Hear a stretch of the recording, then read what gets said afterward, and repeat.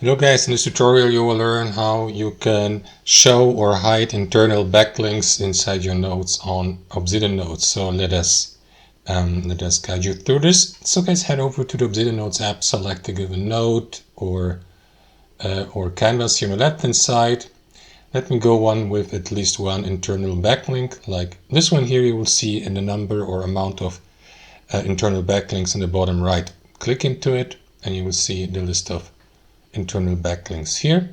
Now, if you'd like to enable these inside your node, visibly at the bottom of it, you may do that through your workspace settings. Click into that gear icon in the bottom left, navigate to Core Plugins, select Backlinks, and enable this feature, show backlinks at the bottom of nodes. So if I enable it and access this node again, you will see the backlink, internal backlink at the bottom of the node, so that you may investigate it and show or check which other parts of your workspace are internally connected and linked.